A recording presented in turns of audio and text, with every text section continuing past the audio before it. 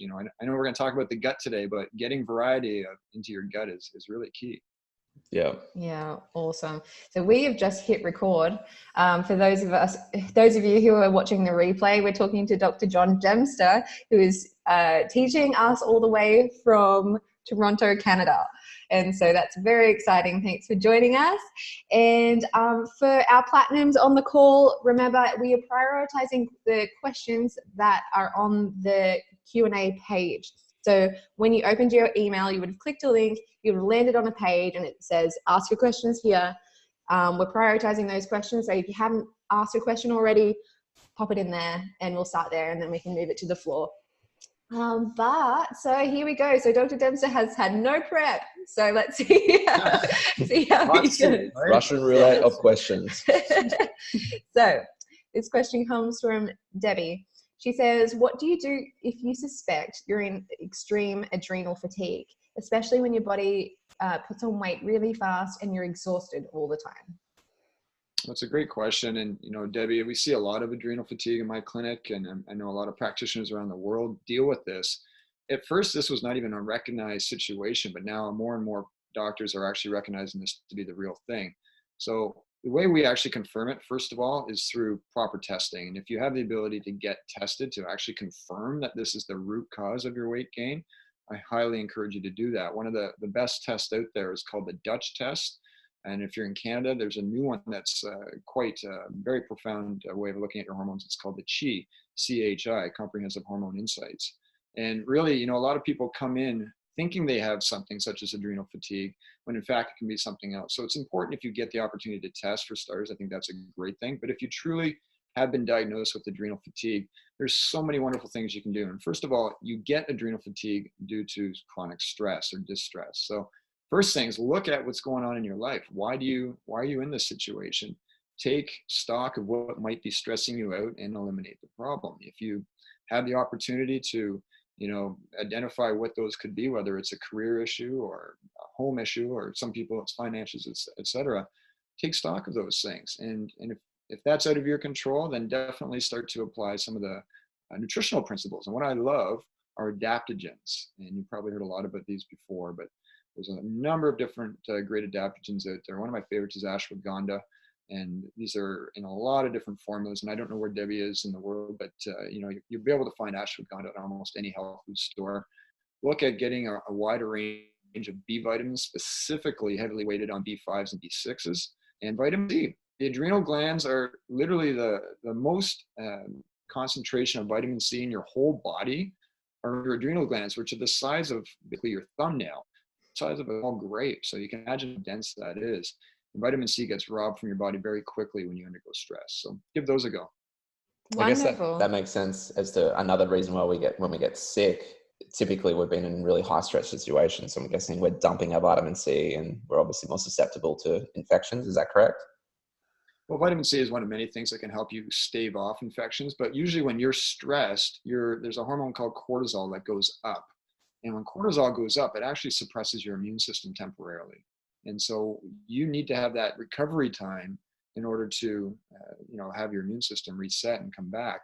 Combine that with somebody who's not sleeping, or somebody who's having lots of sugar in their diet, which is a very common thing these days. It's certainly something that we want to be looking at, because a teaspoon of sugar will suppress your immune system for 24 hours.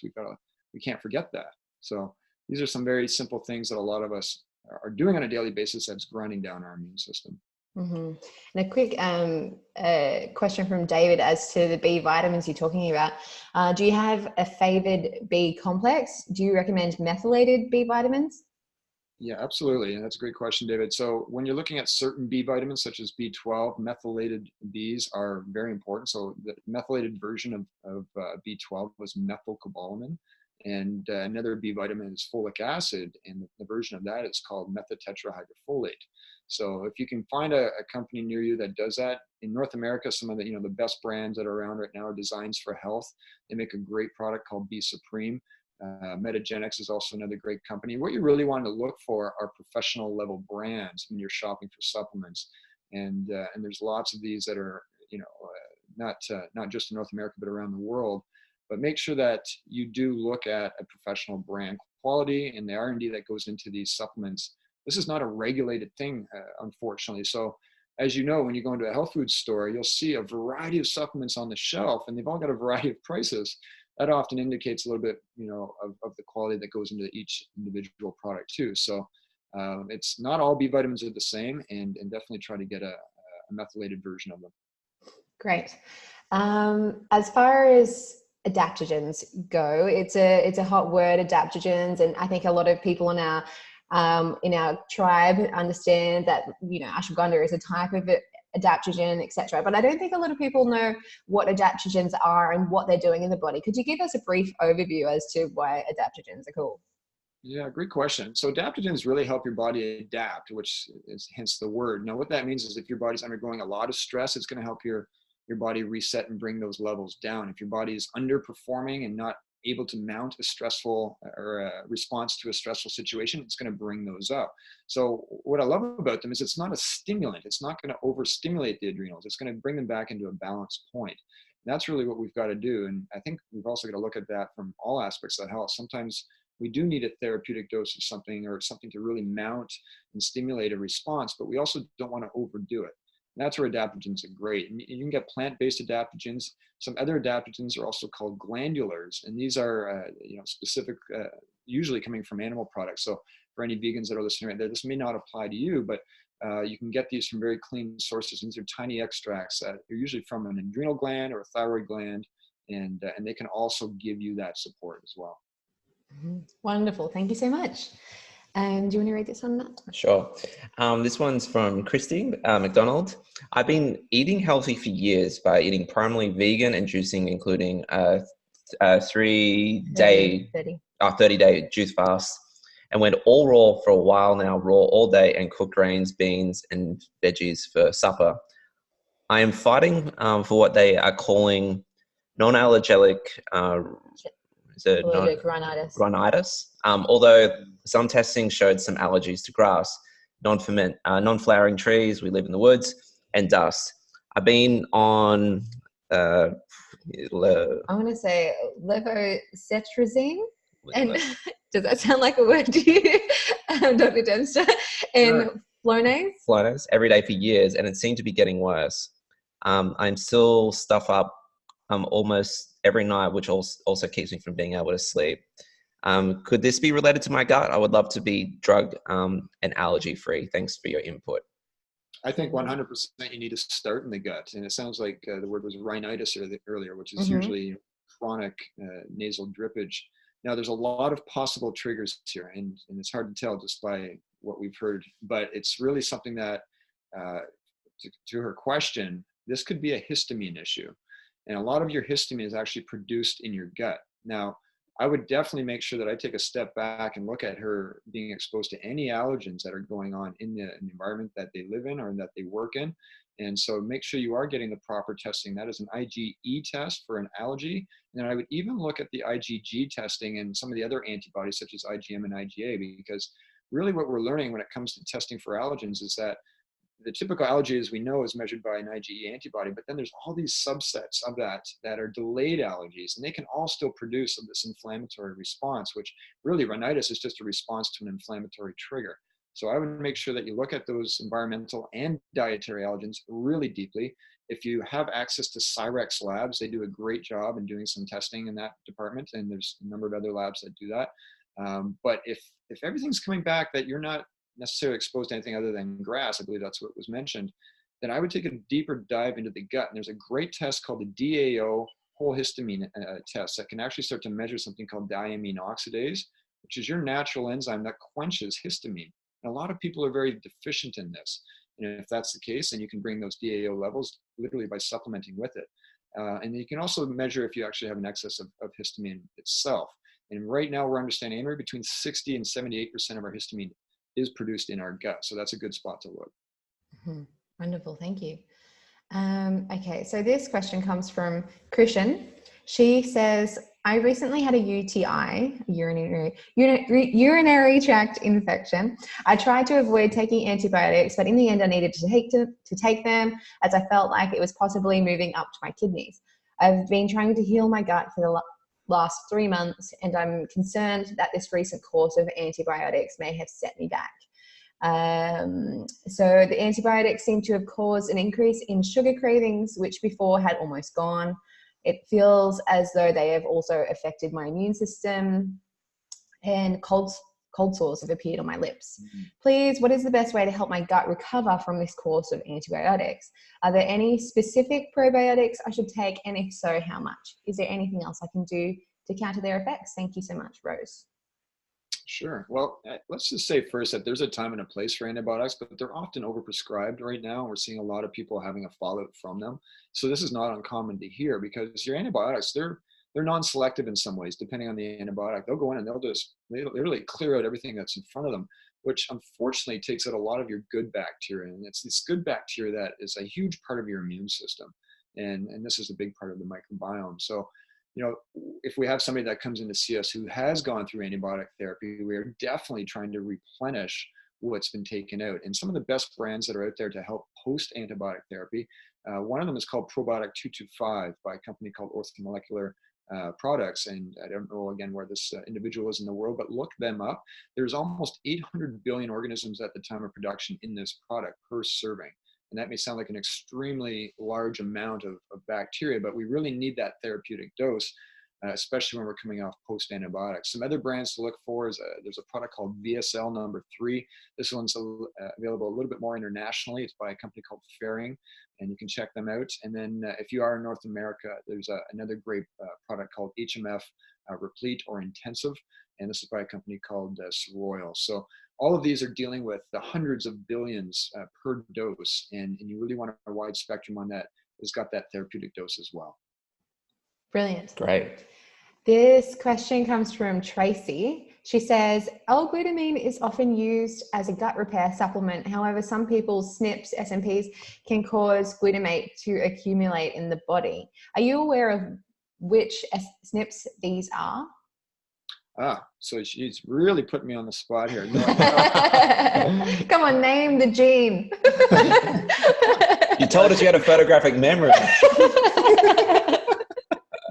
Absolutely. Yeah, that's great. But so this is a real deal. Some people don't do well with L-glutamine. And me being a gut guy, I love to talk about L-glutamine.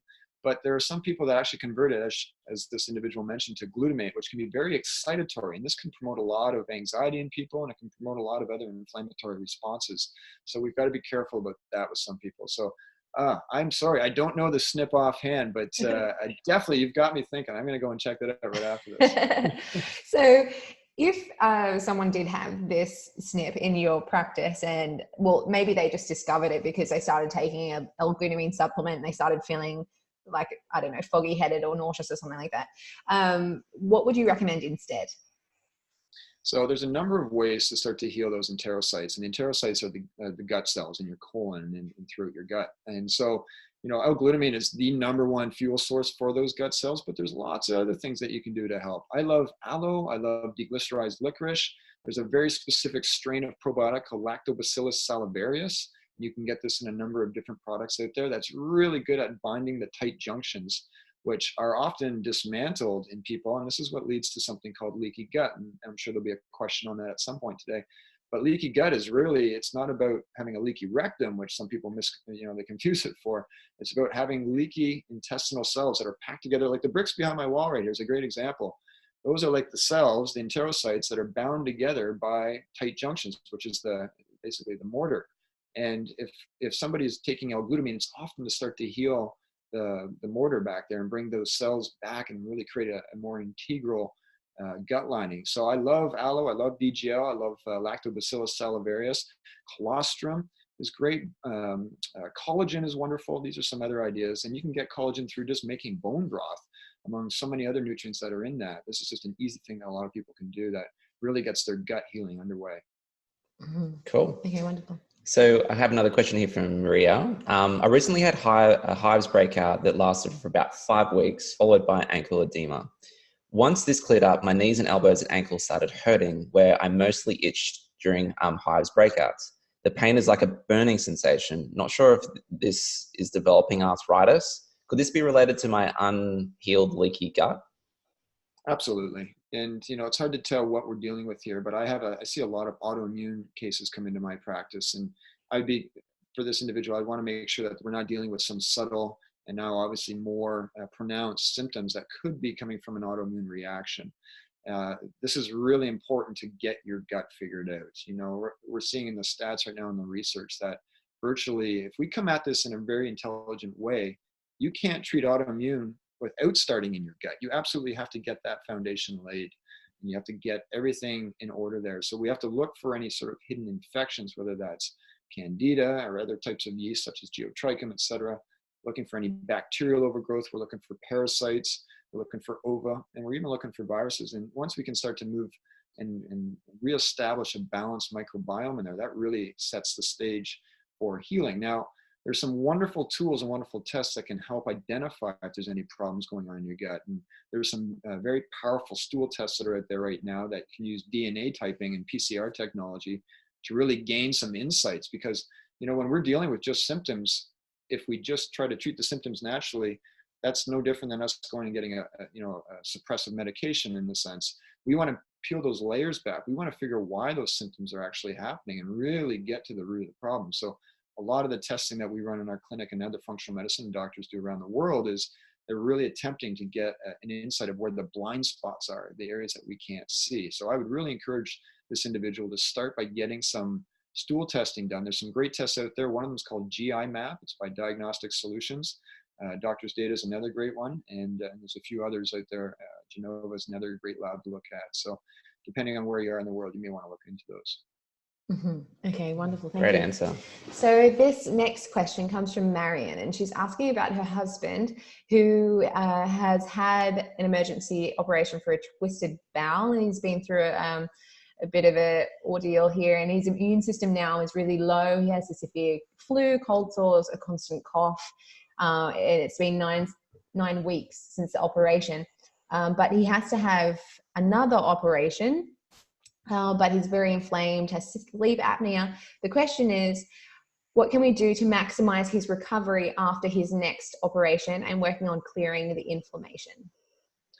So there's a few core things that I would definitely look at doing, and some of them are going to be easy that you can do at home. And one suggestion that's a little bit more advanced is if you have access to somebody who does intravenous vitamin infusions or IV vitamin therapy, this can be a very powerful way to help prep somebody for a procedure and more importantly, help them recover after a surgery. Oftentimes their gut, depending on the medications and the anesthetics, et cetera, that they've been given, they're not feeling like ingesting too many things right after. And if we can infuse nutrients and really help the healing from within, that's a great way to speed up recovery. We see this a lot. But some core things to do going into the procedure right now is definitely load up on probiotics. I know we've already talked about probiotics, but these are things that you want to build your defense system up as best as you can. I'd really walk in there with some collagen in your body. Now, we don't want to be doing too many specific nutrients because we don't know what medications or anesthetics might be happening during this, and we're going to get surgery. We want to make sure that we get it done right and that we don't have any complications from interactions. So collagen's a great thing to be doing. And again, you can do things like bone broth very simply. You can bring that into the hospital and sip that. It's something you can do post-surgery right away. But get a therapeutic dose of probiotics for sure. And one other thing that you might want to consider that doesn't interact with medications very easily, and that's liposomal vitamin C. And liposomes are this nanotechnology, this nanoparticle technology that you can absorb very effectively orally.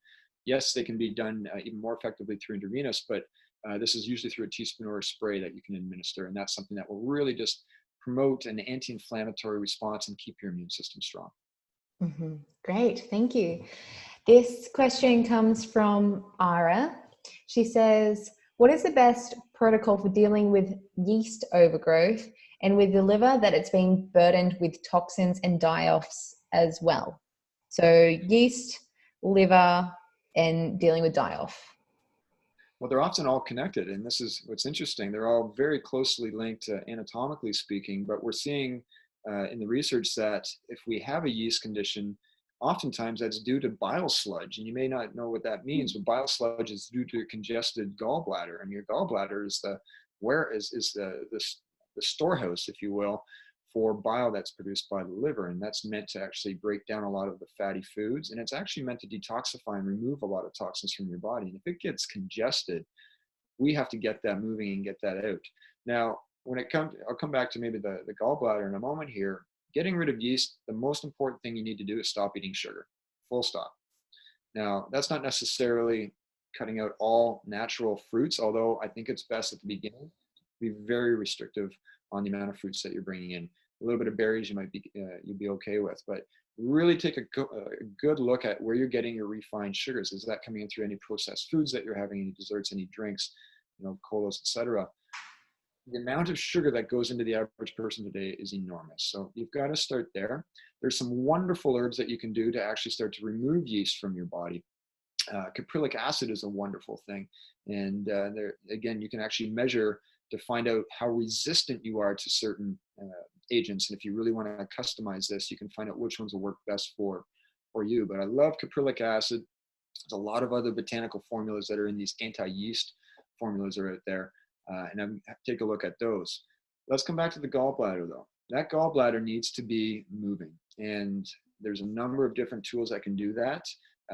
One of the things you'll hear about more and more are coffee enemas. And this might be going into a whole other area right now, but coffee enemas, and I once had a professor who said, and I'm sorry for all the coffee lovers out there, but he said, the only thing good about coffee is when it goes up your rectum. So, that's, take that for what it is. But the impact that it has when you do a coffee enema can really start to draw on the hepatobiliary system, which is your liver and your gallbladder system, which when we have people with chronic gut issues, we have to still look at the liver and the gallbladder as well. And coffee enemas are actually a great way of doing that. I've actually heard, because for some people listening in, I was assuming like, oh man, you must be getting so like buzzed after having coffee up your butt. And I was like, oh, no way. Like if I had half a cup of coffee, I'm already shaking. So it operates differently, doesn't it? Like when you say that, like people, you don't, Right. Yeah. So tell us a little bit more about how that works. Why it's different. Why it's different. And well, I'm like you, Matt. I don't do well with excessive amounts of caffeine. So again, I'm not saying this to be anti-coffee because I don't drink it. I'm just saying this that we're seeing in the science that it can be very helpful when done this way, and it doesn't seem to impact people who are very sensitive to the caffeine, and so that's something that we just see clinically.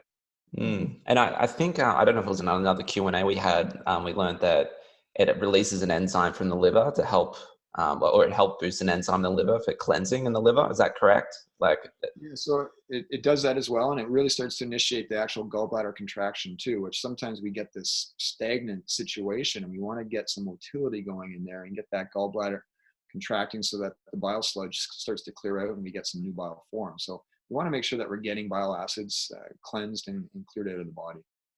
Am I correct in thinking that it is the coffee enema as opposed to just a water enema that's more effective at moving the bile? You're correct. Yeah, I think there's benefits to all sorts of enemas, and but if you want to get that again hepatobiliary, which means liver gallbladder, if you want to get that part of your system working better, a coffee enema will be far superior. Mm-hmm. Epic. Can I just say I really love your brick wall. It looks so moody in there. Like the lighting is just perfect. Yeah. Well done. This looks great. So this next question, it comes from Drew. So Dr. Dempster, I've been telling people about your course. I think it's awesome. So people have had a couple of links to it so far, but we haven't really talked specifically about it.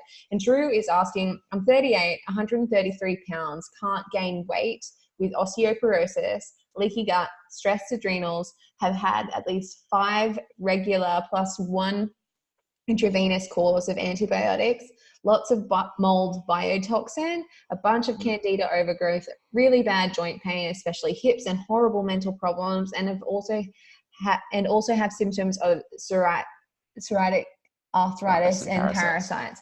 With many of these problems, should I get your course, consult with you, or something else?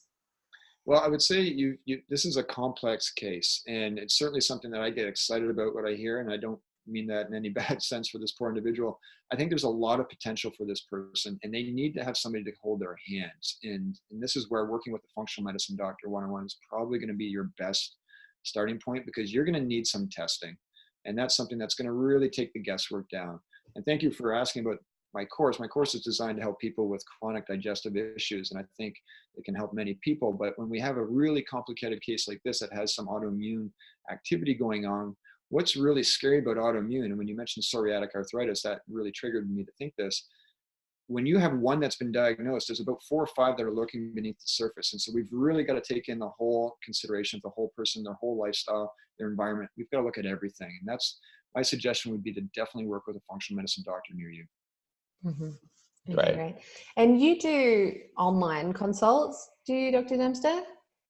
We do, in a sense, yes. Right now we're restricted to doing online initial consults within our province, and that's something that we're working on doing. But we have patients that come to see us from 44 countries around the world. So once we have that initial appointment underway, we are able to keep in touch. Awesome. Many of you probably don't realize that Dr. Dempster, like, he treats like some really well-known celebrities, which, you know, we can't mention on call. We're not allowed to say, but like, he's a real deal, guys, and that's obviously why we wanted to get him on the gut solution. Well, not just because he's a celebrity. Yeah, well, that's true. But yeah, we just want to remind you guys that he's a really, really, really good at what he does. And this is part of our passion, is getting you guys, some of the best leaders, thought leaders in the world on gut health, onto these calls that really, have probably really large waiting lists. I don't know about your waiting list, Dr. Dempster, but a lot of the people we get on these calls, people have quite large waiting lists, and it's just really hard to get there's a lot of people we see in our community, a lot of people in our own personal experience, in your own battles with gut, is that it's really difficult to get the right information. I mean, sure, you can get on Google, Dr. Google, and start Googling some of this stuff and be like, how do I fix my leaky gut? You probably have 15 different reasons as to what's causing it and 15 other different reasons as to how to heal it. And you're then sitting there confused. So I think in today's day and age, it's down to not just getting the right information, but the right filter of information. Right. So you can filter out a lot of the noise and get focused on what you actually need to achieve. And so this is why we're really passionate about sharing other gut resources out there. We're not being possessive about our own resources, whatever. Anytime we see someone like yourself that has such a great course and something that's going to really help people, we just love to make sure that people know about it. Because you're in the trenches dealing with patients all day. Everyone may not know about this course, but we know it's really, really, really effective course. So if you're unsure as to, you can check it out, I'm sure, on the page. Just go to the page that you came to if you're interested in looking into it. I know I would certainly be looking at that because, as I said, what are you going to do about that filter of information? How are you going to be guided on this journey? It's a complicated journey. There's so many variables. So that's just, no pressure. We're here for a Q&A, but we just wanted to give you that opportunity just in case you're interested. A little more on the course. I've had a look at it, and I know a lot of you on this call, a lot of your pain points are just like, where do I start? I get that question a lot, and just like, or you just have more questions about yourself, which is completely understandable because everyone is unique and has their own questions. So I think the course is great in those two different ways. Dr. Dempster, as you are hearing, is a great teacher, and he has the course set up in different video modules, and so you can work through them in a good system, a good flow that makes sense of where to begin and where you should end up and that journey. But even better than that, you actually get access to Dr. Dempster on the regular because he has a Facebook group where he signs on to periodically and answers your questions just like this. So I don't know if you want to share a little bit more about your Facebook group, Dr. Dempster. Well, first of all, thank you guys. I appreciate that. This is a passion project for me, putting together the Healthy Gut Institute. And, I can only see so many patients in a day, and I wanted to help people who are dealing with chronic gut issues around the world. That's a big passion of mine. And so this is just one way to start doing it. And of course, doing and joining people like yourself to get the message out is huge, because this is, as you said, Matt, it's about putting a filter on and vetting the information. We're in a wonderful time in our lives where it's called information generation, but we don't always know what to do with that information or if it's been vetted. And so I think it's important to find out, really what can work out there for people, and so that we can really be careful with that number one resource, which is time. And we don't get time back, right? So we want to be very efficient with this. For sure. And if people have any questions about the course, they can reach out to you on that page, like if there's any specific things that they need to ask you. Absolutely. Yeah, absolutely. Yeah, we have a private Facebook group that's for the members of the Healthy Gut Institute, but we also have a new Facebook group that's just for the public, so people can hop on there and start to just get a sense of the information. And if there's any general questions there, my team will be happy to help. Cool. That's great. Perfect. Now, thank you so much for providing that resource. Like we really are passionate and want to get behind people like yourself that are really trying to get gut health out there and Make a difference. make a difference in people's lives. Because like, yeah, it's crazy when you consider the landscape of just how this medical system is rigged towards obviously, a very certain approach, which is fine in some circumstances, but there's a lot of people that slip through the cracks and just aren't getting the resources they need and aren't getting asked the right questions by their practitioners. And so, when you're not getting asked the right questions and you don't know where to start, how can you heal yourself? And really, how can you take responsibility for your own health, which is a key thing of our message. I know it's a key thing of your message, is that we don't want to be dependent on certain companies or whatever to or a pill or something to fix our issues. We want to be able to take our own, health into our own hands and master our own health destiny, educate ourselves. And then if we're educated, we can also be a blessing and we can educate others. And we can get this message out. So yeah, guys, get the right information and master that self-education. Become an advocate for your own health. It's so important. Yeah. Cool. Wonderful. Okay, so we're moving over to the floor now into our Q&A box. So that's not the chat box, it's the Q&A box. And so question number one comes from Margaret. She says, how does not having a gallbladder or appendix affect gut health? So that's really important. I think what's interesting is for anyone who's listening that might be over the age of 50, back if there was ever a surgery done for your gallbladder, while they were in there, they would sometimes just go in there and say, oh, we're just going to take this appendix out. It was often deemed an arbitrary organ. Same with the gallbladder for that matter. Some doctors felt like that was for sure going to cause a problem. I think what happens is if you lose those organs, and we're seeing this right now, finally understanding a bit more what the appendix did. Appendix is known to be a little bit of a warehouse for your bacteria. And that's why if you have appendicitis, it can be very serious, it can be very fatal. So we don't ever want to have that type of situation, but we also don't want to be plucking that out arbitrarily, because we're now understanding that has a role to play as our sort of backup for our good bacteria. Your gallbladder, on the other hand, as I mentioned earlier, this is the storage facility for your bile, which is necessary to break down fatty foods and help your body absorb fatty nutrients. So if you're missing your gallbladder, it's really imperative that you bring in some sort of bile salts and ox bile supplements, something to consider as a source of that can really help your body emulsify the fats and the nutrients that are coming in through these fatty foods, so that you can bring in your vitamin A's, your D's, your E's, and K's, which are absolutely essential and critical for optimal health and wellness. So this is not an uncommon thing to hear. A lot of people with gallbladders that have been pulled out for whatever reason, and oftentimes they need to come out if they've been in a bad spot. But if they have been pulled out, you do want to make sure that you're focusing on assisting your body in digesting fats, because we need those fats and we need those nutrients really for optimal health.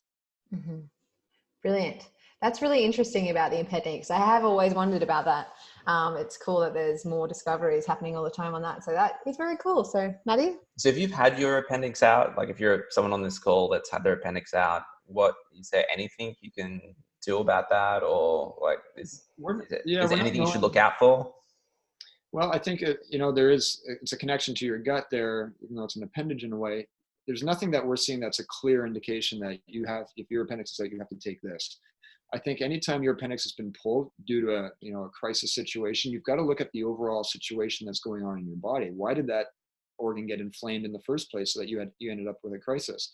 You have to take a look at where 80% of your immune system is, if that's the case, which is a large part of that is in your small intestine and large intestine. And so it's time to start to peel those layers back. If this is you've got to make sure that you're understanding what is that root cause.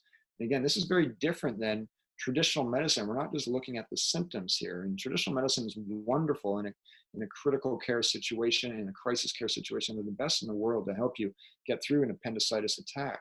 But if we want to really start to understand why and how did this happen, this is where functional medicine really starts to take over and starts to help you get the clues and the puzzle pieces to put that together, because that may have just been the stem of something else that might be happening down the road. And you don't want to end up in that situation down the road, whatever that may be. So if there's a way that we can change our path and our course right now, that's really why functional medicine can be so powerful for virtually anyone on this planet who's not just dealing with issues, whether they're gut issues or adrenal issues or skin issues or joint issues. This is literally going to help navigate people to a whole nother level of health. And that's my true belief. Mm-hmm. That's awesome. Okay. Cool. So next question from the floor, Lily. My daughter has rheumatoid arthritis, and gluten is a problem for her. So she's basically gluten wheat free. She's having a flare up of these days and trying to go grain free and now lectin free. Are there any grains that she can eat? I read that she can have items like sprouted quinoa and sprouted lentils and nuts. So this is a huge topic right now, and a big, I would say, controversial topic right now. As soon as we start talking about gluten and grains, there's all sorts of opinions that tend to arise. But what's really fascinating about this gluten conversation is that right now in the testing, we can identify just a couple of key glutens themselves, something called gliadin and gliadinin, or a couple of these. But what we're seeing in the top researchers, one of the top researchers in the world is Dr. Alessio Fasano, who's teaching out of Harvard right now. And him, and along with a couple of other experts right now, are identifying closer to 200 different types of glutens. So it's very tough to just say, hey, if we stick to a gluten-free diet, we're going to be okay. Oftentimes it does warrant being grain-free. Now, there are lots of other grains out there that can start to mimic some of those glutens. So that's where it's important to look at. Sprouted grains tends to reduce the burden on you. So I think that if you had to start somewhere and you absolutely can't adhere to a grain-free diet rather, then I would look at fermenting and sprouting those grains for sure. But anything that you can do along those lines will start to denature some of that. Can you just tell us a little bit more? I think this is a huge topic and obviously very controversial. Something that Sarah and I have, like when Sarah was originally saying, I need to go gluten-free, and I'm Mr. Like, this is before I knew about all of this, and Sarah was just starting a journey. I was like, it just seems so like out of this world to me. I'm like, what do you mean? Like gluten is making your joints sore? Like I couldn't understand that connection. Can you just give us a basic understanding of what's happening potentially in someone that's non-celiac gluten sensitivity? Like what's happening in the gut, and why is it inflaming a joint or someone's joints? There's so many heads to this dragon, and I'll give you a few of them. Now, gluten, if you truly do have a problem, not everybody does, and we know that. However, there are some researchers right now that say everybody who touches a bite or a mouthful of a gluten food will experience some sort of inflammatory attack on their gut lining. Some of us are more predisposed to that than others, so that attack may actually fester and have more of an impact down the road, especially if we're constantly consuming that and we don't have time to recover and repair from that. It's like we're trying to get our head above water. We just keep getting pushed down. But gluten itself is an anti-nutrient, which means it can start to rob your body of a lot of those gut healing nutrients and a lot of those other nutrients that are huge for your immune system. And if we're constantly putting that into our body, we're creating nutrient deficiencies. And this is something that we measure in our clinic, is we do some very in-depth nutrient analysis so that we can start to target and pinpoint a lot of those nutrient deficiencies that's specific to each individual. And so, gluten right off the bat, I would say, make sure that you're identifying if you are truly celiac, which is less than 1% of the population. A large percentage of my patient population is non-celiac gluten sensitivity, as you mentioned. They're positive to that, and that is a huge problem, because that is actually now creating leaky gut. It's breaking down those tight junctions, which are those literally the grouting behind my bricks behind me there, and it's starting to allow things that seep into your bloodstream. That used to be an impenetrable barrier. Now things are getting in, the undesirables are getting into your bloodstream that are promoting secondary and tertiary inflammation. And that's where we're starting to see joint pain and skin issues and autoimmunity, and all sorts of other chronic degenerative conditions when we have that integrity breakdown. So I think that's a long-winded explanation, but gluten, I could talk about gluten all day long, and those are just a couple of real key things to start to look at. There's also some really nice genetic testing out there that can really identify if you have any predispositions towards celiac, because you can develop at later stages in life, and really gauge where you're at with this.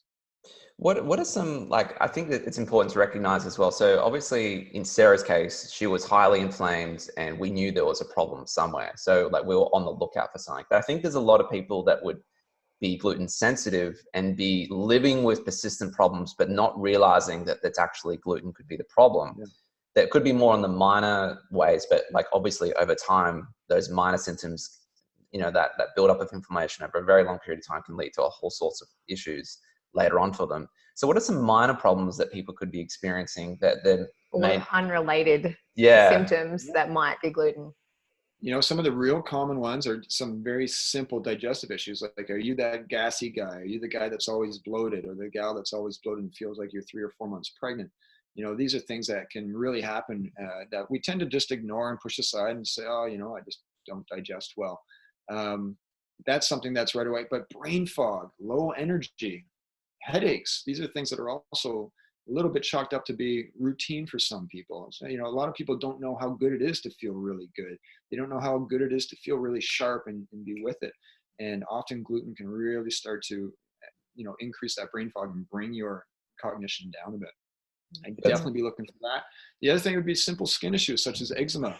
A lot of people get little rashes and hives on their skin on a consistent basis, or they get that secondary postnasal drip.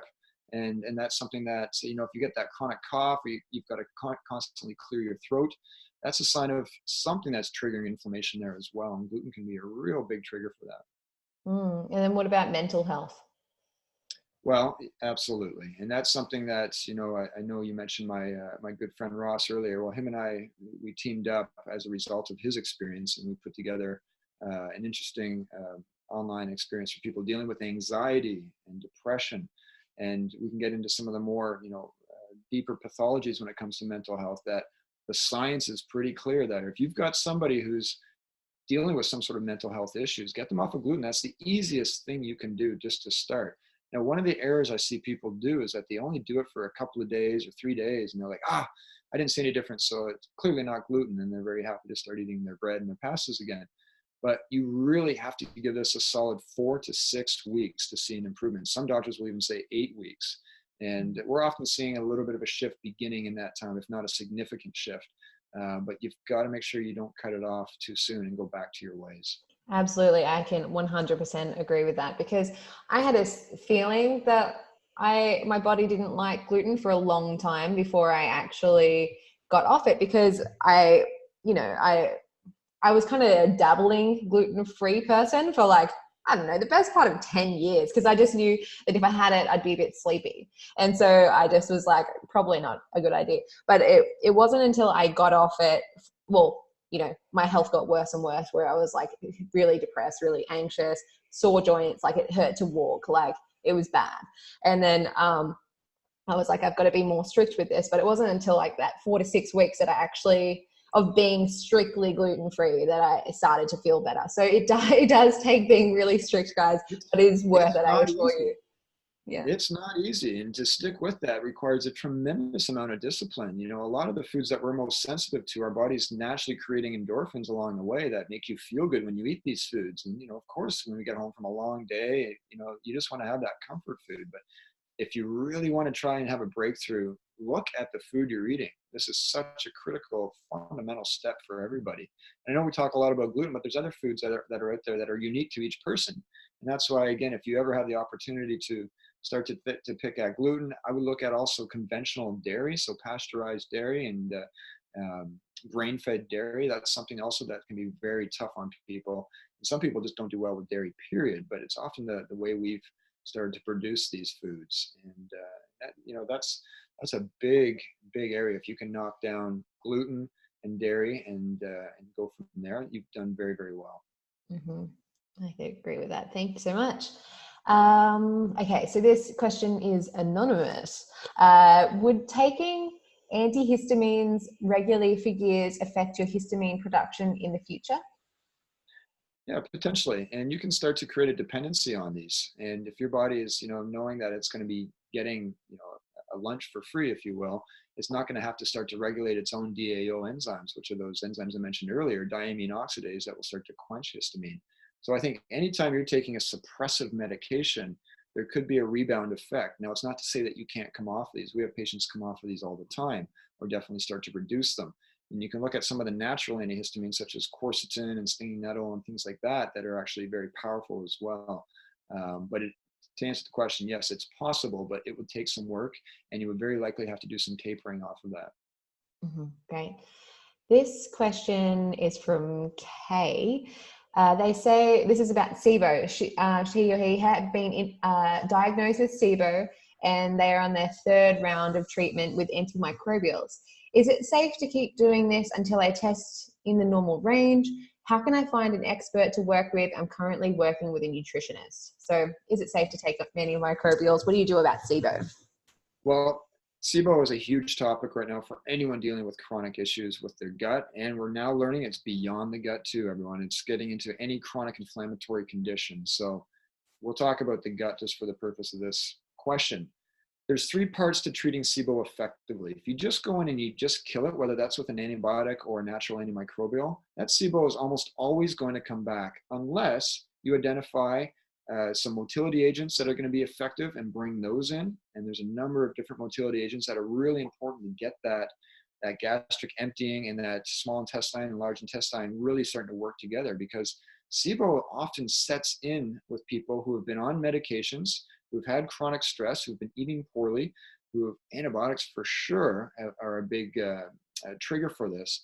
Now, I know a lot of people go on rifaximin or Xifaxan. This is a very common antibiotic to treat SIBO, but we've seen in some of the literature that some of the herbal antimicrobials are actually more effective than antibiotics without the downfall that sometimes we can get from taking antibiotics, as we've discussed before. So we do want to make sure that we're not adding fuel to that fire and just creating a perpetuating situation. I can't stress enough that stress is a big factor. And one other thing that I haven't mentioned is called hypochlorhydria, which is weak or low stomach acid. So let's not forget to start to pay attention to what's going on in our actual stomach itself, which is one of the gateways into our intestinal tract. And having weak or lowered hydrochloric acid levels will now allow bacteria to actually pass through, and normally they'd actually get zapped or eradicated pretty quickly. It's more complex than that, but don't forget to get the motility agents in there. That's a big miss that a lot of people do. Mm-hmm. Okay, great. Mike. Mike says, I've had terrible eczema and started about 7 months ago. I'm 67 years old and haven't had it since I was about 14 years old. It started after we had put one of our beautiful cats down because of kidney disease. It was very depressing, but never have had anything like this. I have sores on my legs, and then some that are as big as 25-cent coins, and I've had it on my shoulders, arms, and back. None of the ointments have worked, and it's terribly itchy and just won't go away. Could this be a gut-related problem? This is absolutely a gut problem. It's starting there, and this is what's happening. This was there when this gentleman was 14, and it's come back because other triggers have pushed his buffering systems over the edge. So you've got to get that gut healed and figure out what those traumas are in the gut. That could be foods. We've talked about that. Again, very simply, I would definitely be on a gluten-free, dairy-free diet to start. And I'd be doing a much more in-depth look into SIBO and any form of other infections that could be hiding out in there. Measure to see if you have something called a zonulin that's elevated either in blood or in stool. Zonulin is an indicator that you have your intestinal permeability, so your tight junctions, which we mentioned for leaky gut. If we measure somebody with elevated zonulin, that's indicative of somebody who's got leaky gut, and that is very common with somebody who's got chronic skin issues. The stress is not a surprise to hear, because this individual probably had these issues just below the surface and the stress pushed them over the edge. So you want to basically back the truck up, and you want to start to get a sense of where all those inflammatory triggers that have allowed this to be just below the surface. You want to now take it way down so that you're not going to be triggered by any stressors going forward. And also start to look at some of the real powerful anti-inflammatory nutrients that are out there. Omega-3s are one of my favorites for eczema. This is something we hear a lot about. And again, make sure that you're getting a very good quality one, but of a high dose as well. And I'd be looking at doing anywhere between 2,000 to 4,000 milligrams a day, and sometimes higher, depending on how this individual's gut reacts. But these are definitely ways that you can start to surround this and get this under control without taking suppressive steroid creams, which is just going to push it back deeper into your body, and your body will push it back out in another form, usually in a louder and more aggressive way at another time. So listen to what the signs and the symptoms that your body is presenting. This is also important for virtually anything we're talking about today. The body is out of balance. We just now have to listen to it and start to put it back into balance. And using a functional medicine approach can often start to sort those pieces out. Mm-hmm. Great. This question comes from Helen. She says, I need to gain weight, but want to do it with healthy food, not empty calories. She eats lots of fruit, avocados, and the obvious things, organic when possible. Any suggestions? Yes, I am going through testing to find the root cause. I am already treating systemic yeast overgrowth and leaky gut. Thanks from Good. Helen, also in Canada. Oh, good. Well, Helen, I'm glad to hear that you're starting to get some testing done. The first thing that would come to mind is don't forget about parasites. That's another thing that can actually really hinder your ability to absorb nutrients and put on weight.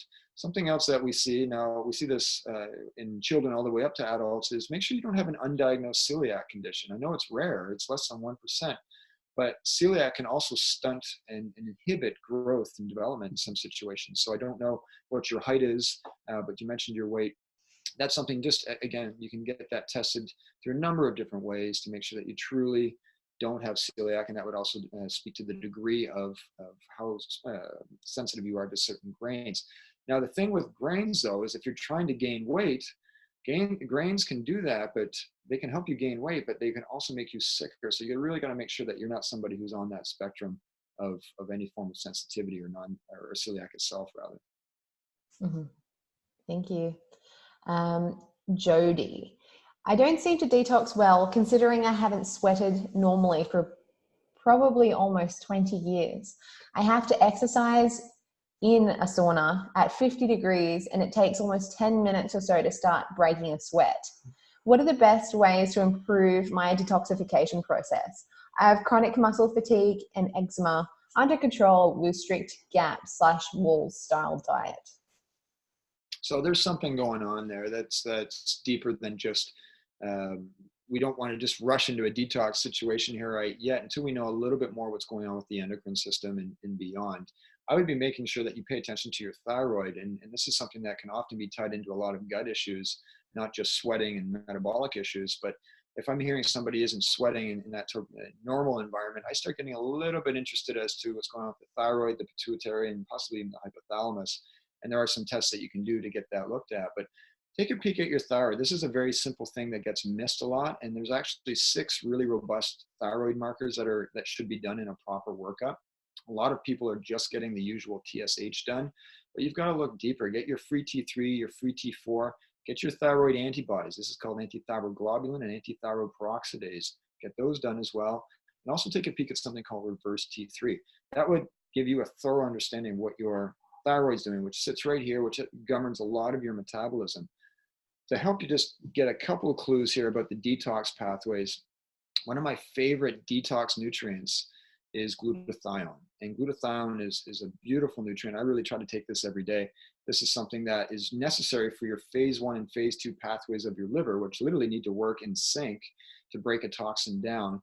If it's deficient, then that pathway is broken, and you're not able to deal, whether it's alcohol or, some people it's cosmetics, and even walking down the street and getting secondhand smoke or smog. Suddenly your body can't deal with everyday pollutants, and that's a big thing. So I would look at maybe possibly even measuring your glutathione, but it's safe for almost everybody to take that unless they have a sulfur allergy. So just keep an eye on that. Mimosa pudica is a great supplement that can really start to help clear out your gut lining. And it's not in the sense of a laxative sense. It's almost like a gentle scrub. And it's almost like it forms like this gelatinous coating that can go through, and it can bind to a lot of biofilms and the mycotoxins that come from molds and things like that. I would start to, if you really wanted to start some gentle detoxing, I wouldn't encourage a full-on crazy detox until you understand more about your metabolism and the rest of your organ function. But those two are very easy and very effective good things to start. Mm-hmm. Wonderful. Thank you. Okay.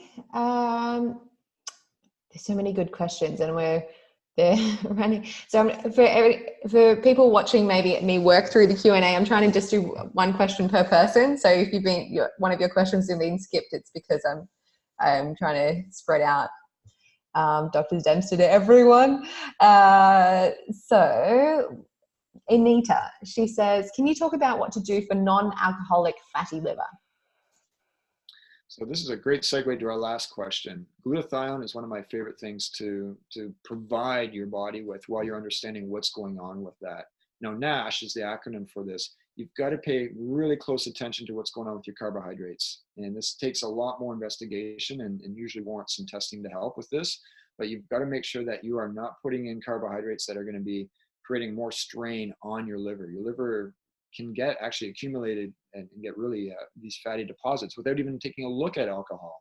But sugar and floury foods, I would definitely pay attention and get those out. The glutathione and any form of liver support, such as milk thistle and dandelion, there's wonderful formulas out there that can give you some generic support right off the bat. I would also want to encourage this individual to get an entire hormonal picture done, just to understand what's going on with insulin, what's going on with their adrenals and their ovaries, and making sure that everything's speaking to each other properly. And I would want to make sure that their hemoglobin A1C levels are under control. This is what I call the caramel factor. This is looking at the long-term control of your sugars. And it's a simple blood test as well to see if there's any sort of pre-diabetic conditions going on. But those are some simple things you can do. Again, back to the coffee enemas, wouldn't be a bad thing either, just to give that hepatic support through different means, and try those out. That's a good start. Mm-hmm. Great. And as far as coffee enemas go, Jennifer is asking, can coffee enemas decrease liver enzyme levels? AST dropped from 26 to 13 and ALT from 31 to 16 after several weeks on the AIP diet and coffee enemas. Is this drop common? It can be. Now, the AIP diet also really is about cutting out a lot of the gluten. And that's one thing I didn't mention about this NASH question earlier.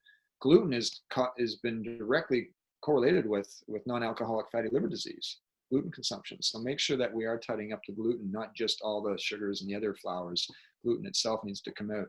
But yes, anytime you're bringing in coffee enemas, as I mentioned a few times, it's going to be really helpful for that whole liver detox pathway and gallbladder pathway to work more efficiently. You'll see the enzymes and the inflammation come down. Mm-hmm. Okay, great. So it is now 12:01. What do you think, Matt?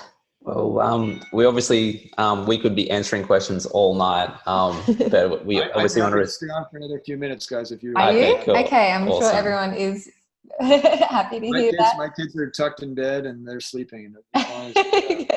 Enjoying. And you're just hanging out in your professional studio, it looks like. I'm in my studio downstairs in my house right now. Yeah. Okay, sounds good. Okay. So Cat D, I have acid reflux and have had an acute pain attack recently in upper abdomen radiating into my back. My doctor has said I have internal bleeding, ultrasound and blood tests haven't shown up any problems. I'm still suffering discomfort and pain in upper abdomen. Medication prescribed was causing extreme depression and anxiety. What can you recommend? I'm 63 years old, have CFS and Lyme plus other autoimmune conditions. Okay. So it sounds like this individual might be dealing with some sort of ulcer or possibly even, GERD or heartburn. I don't have a diagnosis, so it's hard for me to give very specific treatment, but I would be making sure if you haven't done your workup on that, make sure that you don't have any sort of bleeding ulcer or any sort of peptic ulcer. And if that has been eliminated, then we're probably dealing with some form of gastritis or GERD or heartburn situation. Now, the best way to start to help that, and she didn't mention the name of the medication, which would have told us what they would have diagnosed her with. But if we're dealing with some form of gastritis, if ulcer has been ruled out, I want to understand if you're dealing with an H. pylori infection. This is Helicobacter pylori. And if that's the case, you can get rid of this naturally through using high-dose probiotics and using something called zinc carnosine, among a few other agents. Make sure that you aren't dealing with an H. pylori infection. And if that comes back negative, then we're probably dealing with some form of an acid imbalance. And I'd be looking at bringing in deglycerized licorice, marshmallow root, slippery elm, possibly even aloe. And that's going to really start to coat that lining while you're tidying up the diet, tidying up the gut. That's also led to this. Anybody who's dealing with CFS, which I presume in this situation is chronic fatigue syndrome, that's something that is just secondary to everything that's going on deeper in your body.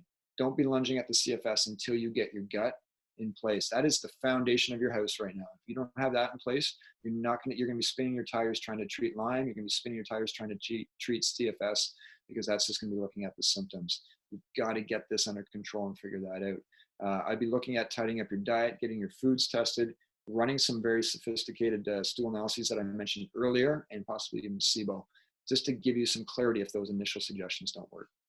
Mm-hmm. Okay, great. Thank you. Awesome. So I think this is probably our last question. You've referenced testing as being... Catherine, sorry. You've referenced testing as being useful in your practice. I have significant issues with fibromyalgia, pain, and brain fog. Plus, she has Hashimoto's and recently had mold exposure. I've been skeptical of having various tests, including GI, personal mold, metabolism, so far, because of questions over reliability and whether they actually change the treatment plan. What tests do you find the most useful in terms of delivering a treatment plan? Thank you.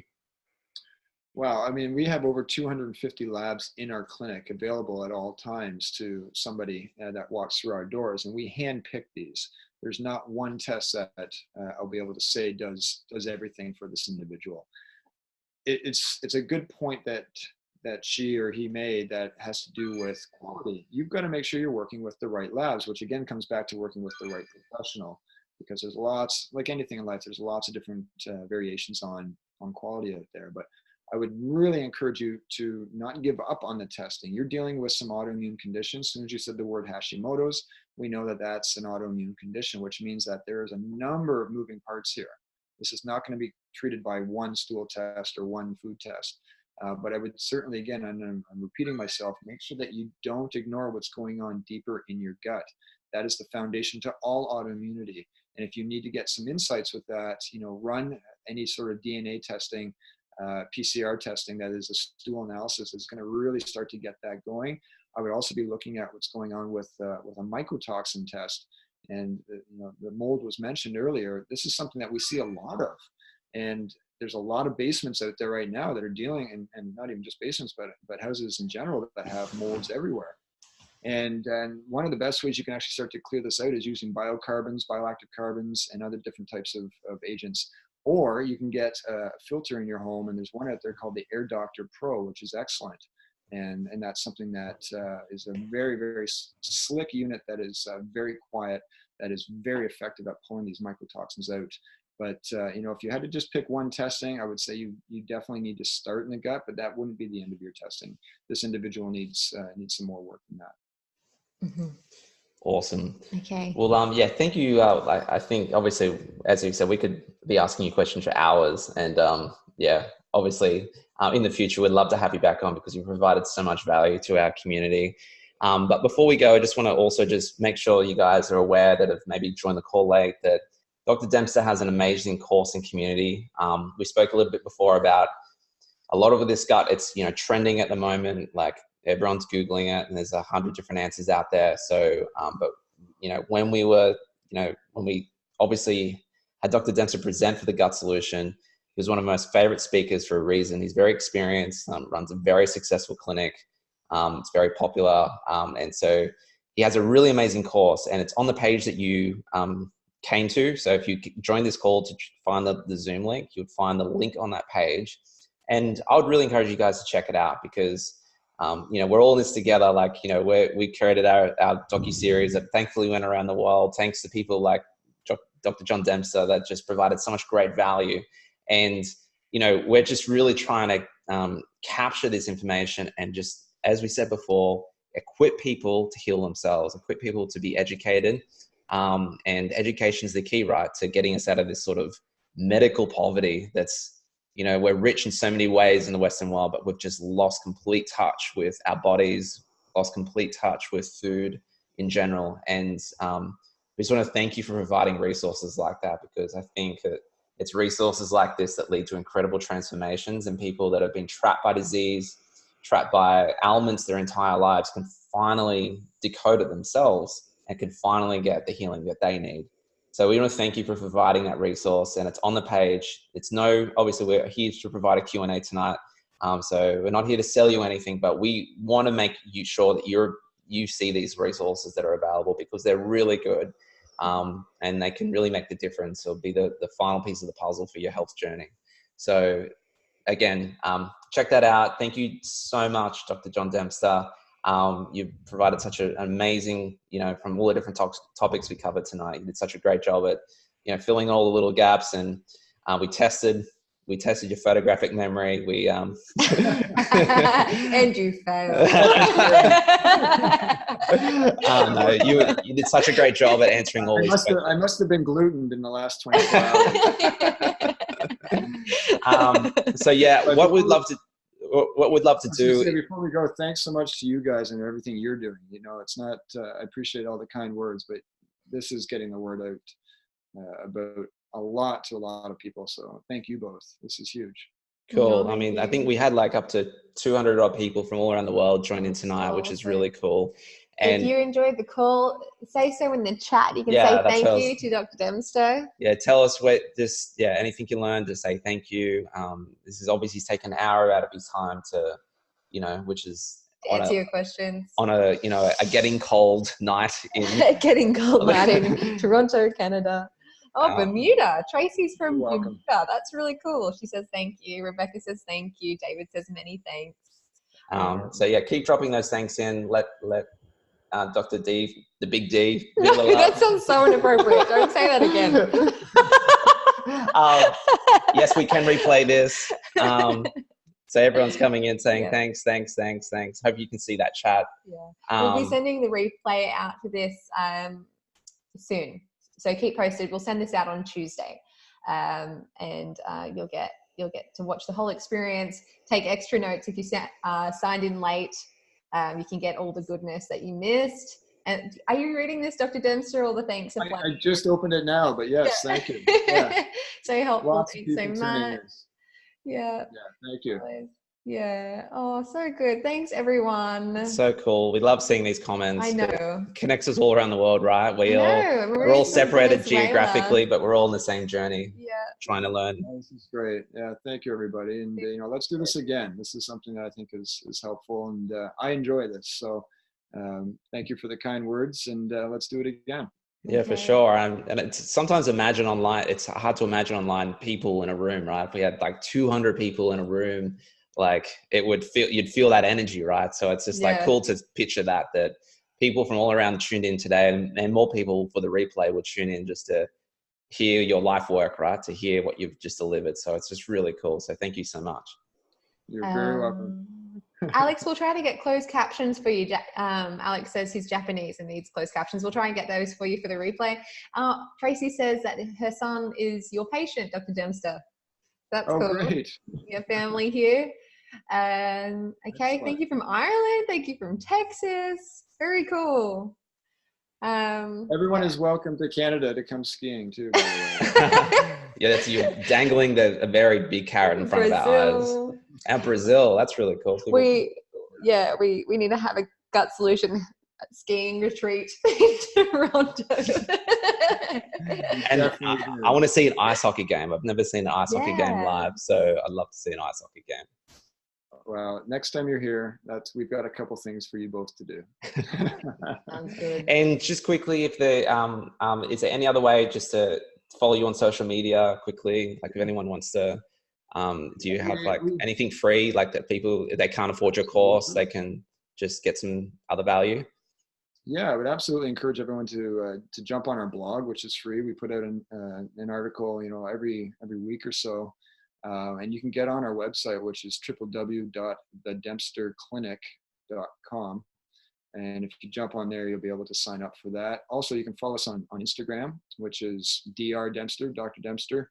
And we're posting things on a regular basis there as well. And you can hop on our Facebook page too, which is the Dempster Clinic, Dr. John Dempster. So just search those and take advantage of all the materials that we put out. We really try to cover a variety of different topics, and a lot of it does have to do with gut health. But as you heard from me today, I do believe that the gut is the gateway to everything that you're dealing with. So it starts there. But take full advantage of that, and we'd love to see you there.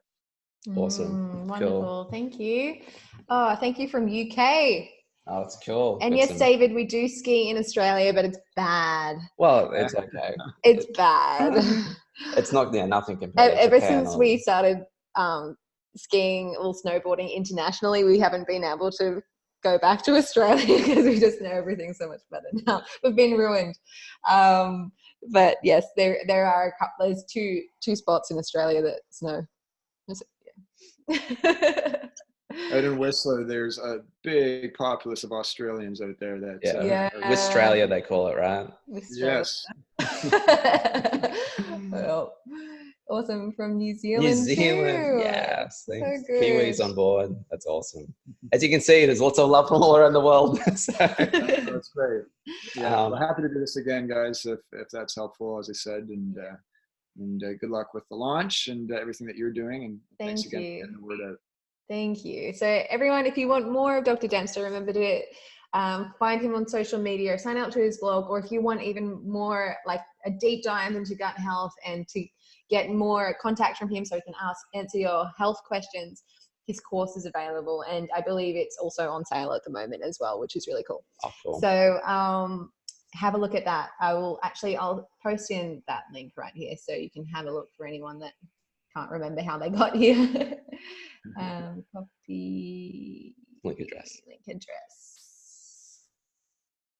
Sorry, I'm very slow. Here we go. Boom. Thanks for the blog/Facebook info. Nevada. Holly says you're an inspiration. Are you talking to Dr. Dempster? Because I agree. Or maybe you plural. I'll take it on too.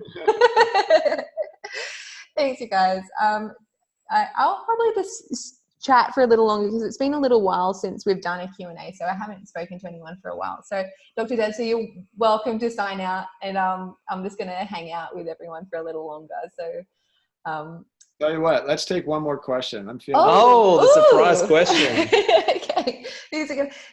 Dr. Dempster, would you like to open the Q&A box? Well, I think we should actually drop the question for anyone that stayed. Oh, yes. Okay. Yes. True. So drop it in the chat box. It's a surprise bonus question. Quickly, it's first in, first best dress. So like into the chat box. Into the chat box. Oh, this Whoa. Is quick. Okay, Susie. I've been treating leaky gut on my own for 10 months. It all started with severe atopic dermatitis, which was misdiagnosed for 4 months, and I was given steroid after steroid, which made me very ill and wacko. I was also told I had borderline Hashimoto's, thyroid antibodies test, but MD refused to continue monitor it as only test TSH, which is sometimes normal. Thyroid ultrasound also normal. I did a lot of research. Sarah helped me the most with their docuseries. Thank you. And through dietary changes, supplements, most of the symptoms are gone. How can I know when your gut is totally cured? Thank you. I think if you really want to know when something is fixed, you have to track the metrics. And that's, again, it comes back to a little bit of the conversation we've had about testing. But if we're talking about leaky gut, for example, get your zonulin checked. It's a very simple blood test or a stool test that can be done. Now, unfortunately, it's probably not going to be accessible by your traditional doctor unless they have some training in functional medicine. But there's lots of doctors around the world. There's some different websites that you can hop on. One is ifm.org. The other one is a4m.com, and a doctor should be board certified with either of those, and they will be more than capable to help you monitor this. Now, I have lots of patients like this individual, like yourself, Susie, here, that they just feel good, and they're like, okay, you know what, I don't need to do any of that testing. I know I'm feeling good, and I know my body well enough. But if you really don't understand how your body is handling yet, you're going to want to get that data to reaffirm what needs to be done, because we can sometimes be so close to the finish line and not quite there yet, and we just need a little bit of an extra push to get through that, and then it gets a lot easier. Mm-hmm. Great. Okay, great. Thank you so much. What about this question? Mary, my daughter has acne, constipation, cysts in breasts, ovaries, and now a benign brain tumor. What can we do to start getting rid of all of this? So there's a lot of inflammation in this individual, and it needs to start with the constipation. You've got to figure out why that's happening, and you've got to find ways to help open that up. That's going to really promote the acne if you're not getting your gut tied up. There's a direct correlation between skin and tumor formation in your body and toxic buildup. And we want to make sure that we're clearing the toxins out, which starts with your gut. If you're holding on to the toxins, they're just being reabsorbed. And so you've got to find a way to open that up at the beginning. It may warrant a little bit of not necessarily laxative medications, but some support that just gets the flushing going until you figure out what's causing that. For this individual, I would absolutely start to look at the hormones, because we're seeing cysts in hormonal sensitive tissues such as breasts and ovaries. And that sometimes can indicate that there's been a hormonal imbalance along the way that can really lead to those other symptoms as well. Make sure you take the full picture there, and don't forget about looking at heavy metals here. Anytime I see tumors, especially in the brain, I get very concerned about toxic metals such as lead, mercury, arsenic, even cadmium. And there's ways to be measuring that through a very specific test called a provocative urine challenge. So look at that as well. Mm-hmm. Great answer. Thank you so much. Yeah. Thank you so much again, Dr. Dempster. And I'm glad that at least some people stuck around. I Got know. the Yeah, the bonus loyal questions and ones. answers. So well done, guys, for sticking around and not bailing early. You've been rewarded with some extra little knowledge bombs. So thank you so much. You're welcome, guys. We want to just completely release you because it's late your time. We'll hang around and have some little chats with our community, but you can go. Thank you so much again. You're welcome. Provide so much value. So No, amazing. Thank you so much. All. Yeah, you bet. Take care. Okay. Bye-bye. Bye. David, thanks again. Awesome.